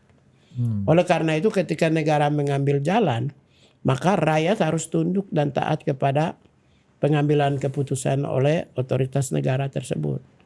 Itu. Mungkin ada Jadi komunikasi yang mungkin nggak clear mungkin Bang. oleh karena itu saya buka komunikasi ini baru pertama setelah Sumarsi hampir 26 tahun ya. Ya. Kamisan pertama saya Menteri Hak Asasi Manusia, saya mengundang. Ini lebih maju. Dulu mana ada orang komentar terhadap Ibu Sumarsi dengan Kamisan aja orang nggak mau, nggak berani. Mulai dari zaman Ibu Mega, SBY, Jokowi, semua presiden. Mana ada pejabat tinggi selevel menteri bisa mengeluarkan pernyataan. Saya sekarang mengundang, datang, ketemu, ngobrol apa yang mau ini. Atas nama keberpihakan dan gestur dukungan, Abang bersedia nggak mungkin Menteri HAM yang Saya mau. hadir di Kamisan? Oh nggak Kamisannya? bisa. Saya, Itu saya gimana Bang? Kan mereka kan berharap Abang kita ada di ini kan punya rumah masing-masing. Beda. Saya kalau aktivis beda dong. Saya punya rumah kan kantor. Makanya semua demonstran pun saya tidak pernah turun demonstrasi. Oh iya udah. Lo datang ke rumah gue, datang di sini. Ini rumah gue. Abang buka pintu. Buka pintu. Semua demo kan, banyak yang demo ke kantor kan. Saya tidak pernah turun ambil pegang mic. Padahal saya ini singa podium. Dulu Abang yang di situ. Gitu. Iya. Sekarang saya kalau datang kan kita punya kantor. Kalau saya masih aktivis saya bisa datang. Kalau gitu beda caranya. Konteksnya itulah ya. Iya. Bang, ini bukan untuk mau menyelesaikan huru-hara. Kamisan bukan kelompok huru-hara. Kamisan itu kelompok terorganisir yang dengan cara yang baik menyampaikan pendapat, pikiran dan perasaan. Nah, Normal. Bang, ini pertanyaan filosofis nih Bang. Menurut Abang, ini kan nggak hanya terjadi di Indonesia. Pertanyaan fisika juga tidak baik. Ini tidak hanya di Indonesia kan, di semua negara di dunia tentu mengalami problem HAM masa lalu. Nggak hanya Indonesia tentunya, apalagi negara-negara demokrasi baru yang pernah mengalami post authoritarian rezim, yang pernah mengalami otoritarianism, pasti juga mengalami problem yang mirip-mirip lah ya. Menurut Abang sendiri, penyelesaian HAM masa lalu itu ya yang merupakan amanah dalam transisi demokrasi, sebuah negara itu wajib menyelesaikan sampai ke level apa sebenarnya, Bang? Ya. Apakah memang tuntas dalam artian secara putusan hukum, ada yang dihukum sampai kita pernah lihat tribunal yang di Belanda itu International 65 Tribunal ya kan? Atau Ya, seperti apa sih itu kan sebenarnya? gini, dalam human rights justice system itu ada dua. Human rights justice system itu satu adalah sistem pencarian keadilan melalui proses judisial. Satu sistem pencarian keadilan melalui non judisial. Itu sudah standar baku yang disediakan. Kedua-duanya. Dalam hukum Islam juga ada. Kisos dan diat. Hukum Islam juga ada. Ada diat, ada kisos. Ada pengampunan oleh keluarga atau raja. Ada kisos. hukum pembalasan, retributive justice. Hukum HAM apalagi, hukum pidana saja sudah mengalami pergeseran retributive justice. Hukum pembalasan itu sudah selesai lama. Sekarang apalagi hukum hak asasi manusia, itu bergerak di atas satu pasal, ayat, dan prinsip-prinsip universal. Kalau hukum kan bergerak di atas pasal dan ayat, cuma 2 tok. Kalau HAM itu kan bergerak di atas pasal, ayat, dan prinsip-prinsip yang dianut secara universal. Oleh karena itulah hak asasi manusia itu kan menciptakan keadilan abadi, perdamaian, justice, dan juga menciptakan keteraturan antar personal. Dalam konteks ini menurut saya, siapa yang berhak untuk menentukan ini adalah jalan pilihan human right justice system ini, misalnya melalui judicial dan non judicial, itu mereka yang memegang otoritas. Ya, negara kan. Ya, kalau pilihan judicial di dalam konteks hukum Republik Indonesia itu ditentukan oleh Komnas HAM. Tapi Komnas HAM sudah berkali-kali menyampaikan berbagai laporan hasil penyelidikan kepada Kejaksaan Agung tidak pernah tuntas. Kenapa? Karena aspek formilnya tidak diatur, lemah aspek formil, tidak terpenuhi. Contoh, ya, jaksa mengatakan bahwa ini yang berhak melakukan penyidikan itu adalah penyidik. Mana ada komisioner Komnas HAM disebut penyidik? Mana dasar hukumnya? Terus pemanggilan itu dilakukan oleh penyidik. Bukan Kok yang dipanggil Komnas HAM? Mana ada dasar hukumnya? Ini kan aspek-aspek formil. Ya. Terus aspek materialnya. Kan semua misalnya tahun 1965. Terus tulang-tulang. Kan harus scientific investigation. Bukti-bukti saintifiknya harus kuat buktinya. Data, fakta, informasi. Nah, dari sisi bukti formilnya tidak terpenuhi dan materialnya tidak terpenuhi, maka Kejaksaan Agung mengembalikan terus ke Komnas HAM. Oleh karena itulah negara dalam hal ini Presiden Jokowi sebagai kepala negara mengambil alih atas nama negara, ya, di mana kepala negara ditempatkan sebagai salah satu, kan Yusril sendiri bilang, Yusril yang merancang undang-undang kan, Prof. Yusril. Ya. Prof. Yusril bilang kepala negara harus menunjuk Jaksa Agung karena Presiden sebagai kepala negara harus menegakkan hukum. Ya. Atas nama itulah Joko Widodo sebagai kepala negara dalam konteks menegakkan hukum menghadirkan justice system, yaitu restoratif justice. Begitu. Ya. Itu loh. Nah, maka selanjutnya pekerjaan kita sekarang ini adalah rentetan penyelesaian, proses menuju penyelesaian Follow secara up daripada ya, apa keputusan yang negara Tapi tadi. Bang, berarti Bang, kita lihat Mandela misalnya di Afrika Selatan Ya. kan ada apartheid. ya itu juga. Ya, salah satu yang dilakukan Mandela itu rekonsiliasi kan, dalam Ya. artian ada kulit putih, kulit hitam sewaktu politik apartheid mereka nggak dapat akses. Ketika Mandela jadi presiden setelah dia dipenjara bertahun-tahun dulu karena memperjuangkan human rights gitu ya. Dia angkatlah pas pampresnya itu orang-orang kulit putih gitu. Dan apa yang kita terjadi kemarin tuh ya udah kita maafkan, saya memberikan simbol. Pas pampres saya orang kulit putih dan kita udah selesai. Ya. Apakah itulah cara paling ideal sebenarnya untuk menyelesaikan persoalan HAM masa lalu itu dengan memaafkan sebenarnya ya apa yang Mandela lakukan misalnya? Gini. Atau cara lain yang mungkin menurut Abang lebih kalau ideal di gitu? Afrika Selatan kan apartheid. Ya. Dalam konteks fenotipusnya ya, bentuk perbedaan warna atas dasar kulit di sana, sehingga lebih gampang untuk bisa diselesaikan dan mengakomodir semua kelompok kepentingan. Kalau di Indonesia kan semua kasus yang ada di Indonesia itu adalah kejahatan kemanusiaan. Ya. Itu agak sedikit berbeda. Sehingga jalan yang sudah diambil oleh Jokowi itu sama dengan sedikit mirip dengan di Afrika Selatan, tapi Afrika Selatan bisa selesai karena ada dua kelompok kulit putih dan hitam, di mana Nelson Mandela secara simbolik menjadikan dua kelompok menjadi satu kesatuan, maka selesailah. Memberi pesan kepada publik bahwa kita adalah satu. Tapi kalau kejahatan kemanusiaan secara simbolik apa?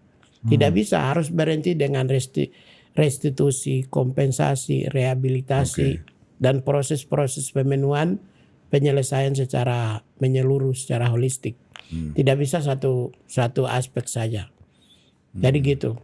Kalau Afrika Selatan, kalau genocide itu apa? Atau misalnya karena perbedaan ras, itu secara simbolik dua orang samping, satu putih, satu hitam, atau bahkan hitam di tengah-tengah kulit putih, mereka adalah pembantu atau pendukung atau ajudan, sudah otomatis pesan langsung kepada publik dan simboliknya gampang selesai kan? Selesai. Iya. Terlihat ya Bang, secara optik ya. Kalau kejahatan kemanusiaan tidak bisa terlihat. Makanya itu selalu harus disertai keadilannya melalui proses hukum atau non hukum, restoratif. Gitu. Jadi nggak bisa selesai di tataran simbolik kan? Ya, tapi sekarang sedang kita selesaikan. Kementerian HAM sedang menyusun. Kita sedang menyusun instruksi presiden yang memerintahkan Kementerian Lembaga untuk bertanggung jawab di bidang masing-masing untuk memenuhi kebutuhan bagi mereka yang harus dipulihkan. Misalnya Kementerian Haji, dulu kan nggak ada Kementerian Haji, sekarang ada. Terus mereka yang membutuhkan ya ibadah haji kan kita juga fasilitasi. Kementerian Perumahan Rakyat dulu bagian dari PUPR. Jadi Inpres yang lama itu ada sebutan PUPR gitu. Sementara sekarang bergeser jadi pisah. Oleh karena itu penyesuaian penyesuaian bidang ini aja. Teknis ya Bang. Teknis. Ya kan keuangan negara Pak. Harus sebutkan Pak. Iya, kalau nggak bisa. Kalau nggak bisa cair. Remang-remang dia kan. Remang-remang. Area abu-abu. Nah, yang agak remang-remang juga nih Bang. Ini yang lain? Belakangan ini juga perdebatan. Dan apakah ini mengganggu atau ini punya dalam perspektif HAM bagaimana? Bisa. Kemarin Koperasi Desa Merah Putih. Ya. Misalnya kita tahu pelatihannya di Latsarnya itu menggunakan, ini kemudian jadi kontroversi, menggunakan metode pelatihan militer. Oke. Kan saya dan bilang. Kemudian ada sempat jatuh korban juga. Dan kan saya macam. bilang. Gimana Pak? Jam 12 saya bilang Koperasi Desa Merah Putih yang latihan tentara ya, yang fisik itu ditiadakan, dievaluasi.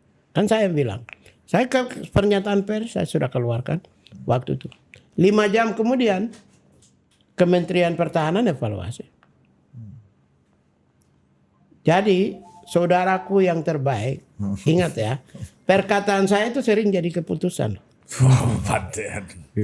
Begal keputusan. Jadi rujukan keputusan tuh Bang ya. Kadang-kadang. Alhamdulillah. Karena bening tadi bening. Jadi siang saya bilang sore evaluasi. Bang, tapi ini jadi paracetamol aja atau ini jadi kedepannya akan jadi sebuah paradigma gitu Bang, bahwa paradigma apa? Maksudku pelatihan kan dulu SPPI untuk SPPG kan juga dilatih dengan cara seperti ini. Gini bos. Pegawai BUMN juga begini. Ini saya mau jawab secara filosofis ya. Filosofis. Ya, kalau memang agak rumit di detail kita bawa ke filosofis. Ya, saya bawa ke ini filosofis tentang kondisi sekarang bagaimana bernegara yang baik. Ya.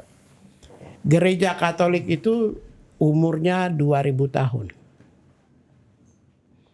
Kepemimpinannya militeristik. Militeristik, sifat militer, komando tunggal.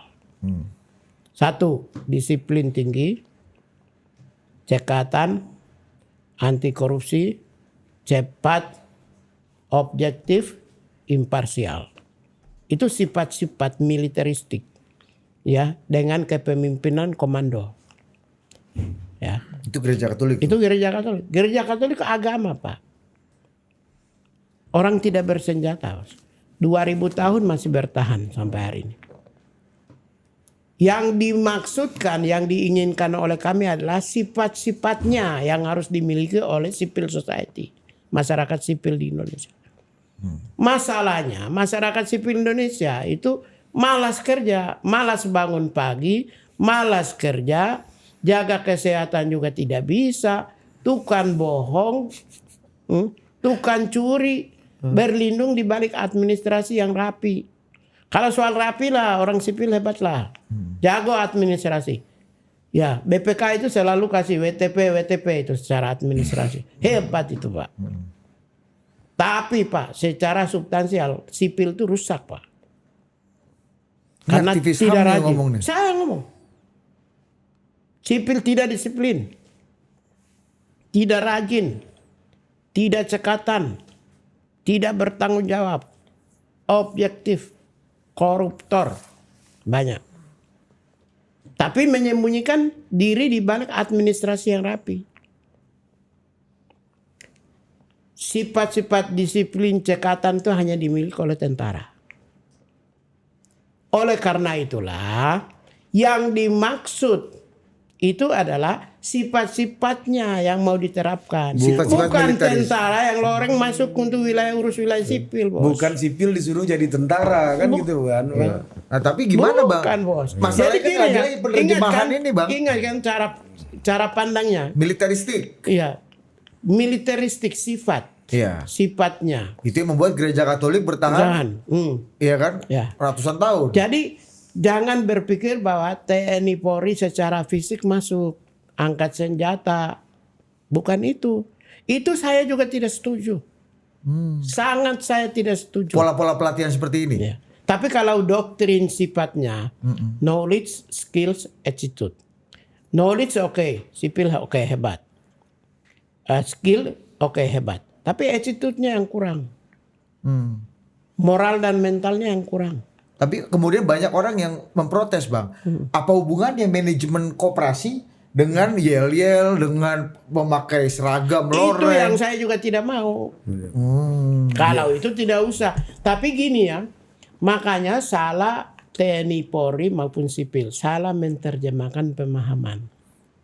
Apa yang perlu attitude dari militer dan polisi ini Rajin. yang diberikan kepada sipil harusnya masuknya di batas itu aja kan Bang? Ya batas itu. Rajin, tanggung jawab, disiplin. Jadi gini. Nah, ini penting nih Bang, penting nih Bang, penting nih. Saya ngomong jujur. Iya. Orang salah menerjemahkan. Orang ini siapa? Pembantu-pembantu presiden berarti kan? Semua. Lost in translation. Kami semua Ya. salah menerjemahkan. Sehingga dikira itu tentara satu rombongan masuk urus wilayah sipil. Polisi satu rombongan masuk urus wilayah sipil. Cara berpikir kita. Padahal yang dituntut oleh pemimpin kita itu adalah sifatnya. Jiwanya. Jiwa tentang disiplin, rajin, tanggung jawab, cepat, tepat, sasaran. Itu yang dituntut oleh pemimpin kita. Cara pandang presiden itu sampai tingkat itu Pak. Tapi diterjemahkan oleh di bawah ini sesuka-sukanya aja. Makanya seringkali kan saya menolak kan. Saya menolak TNI Polri masuk sipil kan saya menolak. Saya menteri yang menolak Pak. Saya nggak pernah ditegur atasan. Karena itu caranya Pak. Yang benar itu adalah itu. Termasuk Abang menolak pelatihan-pelatihan manajemen ala militer. Saya tolak kan. Saya tolak siang, sore konferensi pers nolak. Evaluasi. Ya, evaluasi. Dan tidak ada teguran. Karena memang itu jiwanya Bos. Orang tidak tahu Pak. Seperti Pak Presiden itu Pak. Demokratis Pak. Sudah selesai Pak. 4 kali bertarung Bos. 4 kali pula kami sempoyongan. Tapi menerima Bos. Fight lagi. Kalah, fight, kalah, fight, kalah, fight. Akhirnya menang. Itulah demokrat sejati. Oleh karena itu kalau salah, semua pejabat di bawah itu salah menerjemahkan pikiran presiden. Jadi menurut Abang tuh nggak perlu tuh Bang pakai seragam di kam-kam Ini militer kan orang untuk terjemahkan dari waktu pertemuan di Ambalang. Dilanjutkan dengan retret di Magelang. Itu diterjemahkan itu. Seolah-olah formatnya kayak gitu semua. Seolah-olah mendidik orang itu format satu-satunya yang terbaik adalah itu. itu salah bawahan tuh. Itu salah bawahan. Padahal template bisa macam-macam Iya, kan. jangan dong. Iya. Kayak macam kita copy paste aja. Dan itu menurut abang membebani presiden nggak? Kesalah Enggak, tafsiran ini. publik udah tahu presiden siapa. Iya. Publik udah tahu kok. Jangan-jangan publik taunya ini mau presiden. Enggak ada. Ini maunya presiden. Enggak, jangan-jangan. itu menurut Enggak. kamu. Tapi publik Indonesia kan mencintai beliau. Tapi kan kalau Koperasi Merah Putih kan yang dihantam kan institusinya. Jadi presiden tidak pernah menginginkan cara-cara pelatihan ala militer Bukan, untuk banyak manajer-manajer dan personalia. Itu terlalu kecil. Presiden tidak pernah memerintahkan aparat TNI Polri masuk di wilayah sipil. Apalagi sampai sedetail format-format itu. Tidak memerintahkan ya. Kalau Ini clear nih Bang ya. itu pernyataan saya. Tidak ada perintah. Iya, kita lihat dulu. Tapi kalau jiwa, cekatan, rajin, disiplin, tanggung jawab, kecuali program percepatan darurat, Aceh. Jadi Terus, abang juga nggak setuju darurat. tuh. Kalau program-program yang sifatnya darurat sesuai dengan undang-undang, nah itu boleh Pak Bang izin Bang. Presiden boleh. Kalau misalnya Kopdes Merah Putih yang melaksanakan di lapangan teman-teman dari Itu kan tentara. darurat, boleh. Enggak, Kopdes Merah Putih pembangunan apa kan Ya banyak itu di tentara-tentara yang awal-awalnya, tahap awalnya kan darurat. karena ngejar kuantitas. Kalau darurat boleh, kan sesuai dengan undang-undang boleh juga bantuan darurat. Kan boleh. Operasi perang non militer, operasi militer non Non perang. ya, Bang? perang, Ya. boleh dong. Jadi yang dimaksud Presiden tidak pernah memerintahkan TNI Polri masuk wilayah sipil itu menduduki kamu di sini, kamu di situ, kamu di sini, kamu di situ, nggak pernah. Nggak ada lah. Jadi ini orang sipil juga. Ya. Kementerian PUPR 2 orang dirjen tentara kok. Udahlah bos. Gini itu kadang-kadang orang sipil yang pejabat ini mengundang mereka juga bos. Saya Kementerian HAM. Saya kemarin satu orang ikut, satu orang anggota bintang 2 ikut tes, kita coret itu namanya. Nggak ada Kementerian HAM anggota. Ikut tes lelang dirjen kita untung beliau gugur. Karena tidak terpenuhi administrasi. Jadi pesan abang buat para pembantu presiden yang pengen bikin sur presiden, dikira presiden sur dengan cara-cara seperti ini apa Bang? Mereka kira itu presiden senang. Iya, coba apa pesan abang buat rekan-rekan sejawat abang? Janganlah mengundang-undang, padahal enggak juga itu, biasa aja. Nggak segitunya. Enggak segitu banget itu. Ada kementerian tuh dirjen-dirjen yang sipil lagi. Mengundang aparat-aparat jadi eselon 1, eselon 2, staf khusus. Kan semua kementerian menteri-menteri yang kalau Kementerian HAM kan nggak ada. Dan Biasa. abang yakin presiden nggak punya appetite itu? Iya. Mana ada bos? Iya, maka kita nanya. Ya, Jangan-jangan ini mau presiden. Mana urus sampai di sini? Kayaknya enggak. Presiden tuh memikirkan tentang bangsa dan negara bos. Kalau Yang orang besar. bagus ya udah bagus aja kan, gitu aja kan. Iya kan? Itu gini ya, kan kayak ada dalam alam pikiran banyak orang kan berpikir bahwa seperti itu. Nggak ada Pak Prabowo itu sipil murni Pak. Sipil murni Sipil ini murni apalagi gimana nih? deh Bang? Sipil jiwanya demokrat Pak. Malah yang Demokratis. sipil ini yang kadang-kadang agak militeristik gitu. Bang. Sipil. Iya. Saya ini Menteri HAM ya. Kadang-kadang saya lihat itu sipil ini yang Iya, pengen juga punya bintang-bintang di Bintang. pundak sama Ada di itu. di dada. Tidak ini, Bang. hanya itu. Ya, ini kita ada yang kerja bikin kopi di sini bang. Namanya Udin. Din, kopi satu Din. Stop. Siap izin Bang, lapor. Nah, gitu. Jadi gitu. Padahal dari Rangkas Bitung Bang, nggak ada Iya. pendidikan-pendidikan Jadi- wajah-wajah militernya.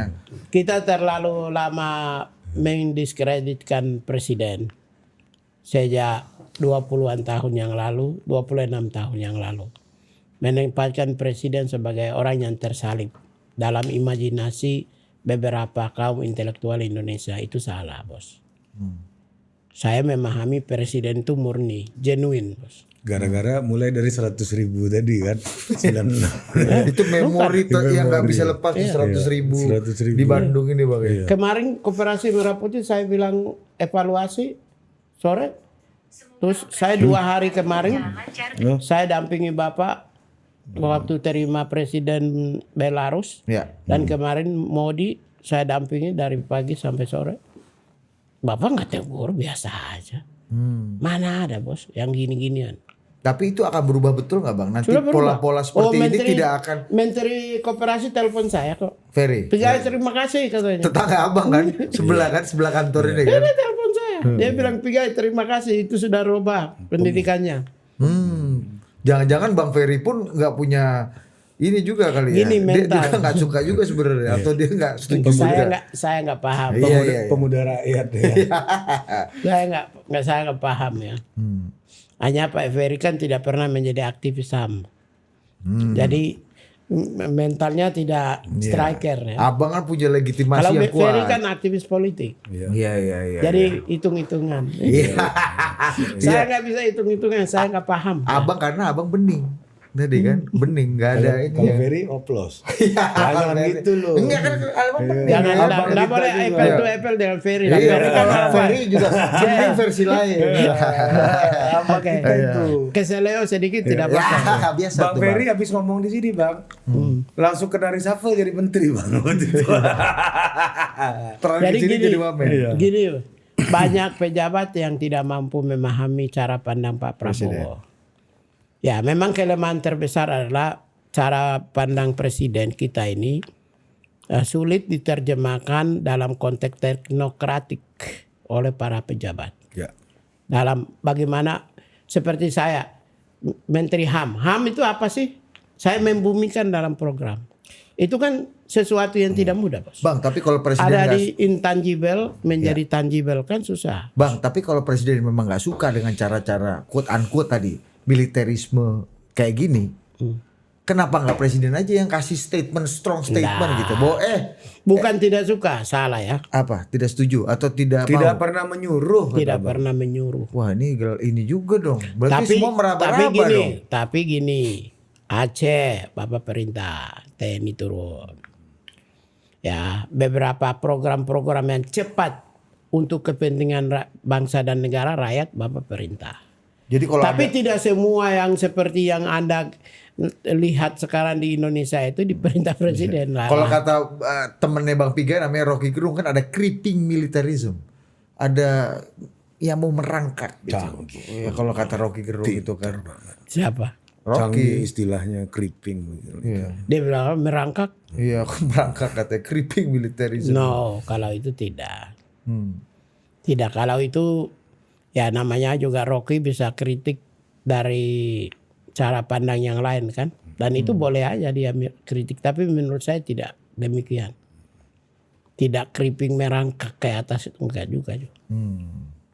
Oke, udah tidak terasa 1,5 jam bang. Iya, Bang, Kita satu- terakhir. Lama banget kita. Lama nih, banget. Bang. Terakhir, abang kita punya pertanyaan-pertanyaan singkat. Abang tinggal pilih salah satu aja. Mana yang paling jadi preferensi Menteri Natalius Pigai? Oke bang, dijawab aja bang ya. Pilih salah satu. Bubur diaduk atau nggak diaduk? Diaduk dong. Iya. Abang pilih cerutu apa kretek? Saya pilih atau. Soalnya udah 20 hari udah enggak saya. Baru. Aku pikir 20 tahun. Tapi abang lebih suka cerutu apa kretek? Atau. Berarti dua-dua suka. Jangan lu Kan bawa. atau. Oh iya. Jogja atau Papua? Pusing kan bang. Hah? Jogja atau Papua? Ya, orang bodoh yang mengatakan Jogja. Saya Papua lah. Asli itu. Iya. Nggak boleh pelin-pelan. Iya. Mendemo atau di demo?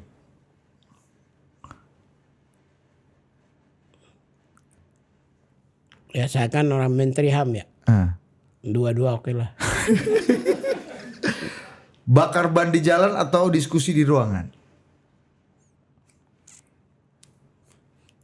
Diskusi di ruangan sekarang. Kalau dulu, Kalau dulu lain. Kalau dulu kan masih anak muda. oh iya. Anak muda boleh bakar ban kan. Iya. Kan kita tidak punya frame dulu. Iya iya. Pilih MBG atau Kopdes Merah Putih? Dua-duanya. Pilih bansos tunai atau MBG? Dua-duanya. Timnas Portugal apa timnas Prancis? Portugal loh. Oh iya. Pilih Ronaldo atau Messi? Ronaldo dulu. Setelah 90 menit enggak ya? Setelah Iya. setelah kalah enggak. Iya. Ronaldo atau Prabowo? Prabowo dong. Waduh. Ya ampun. Ya, I love you wartawan apa I love you Pak Prabowo? I love you Pak Prabowo. Baru Prabowo love wartawan. Thank you. Thank you, Bang. Kamsia Bang Pigai. Sampai jumpa.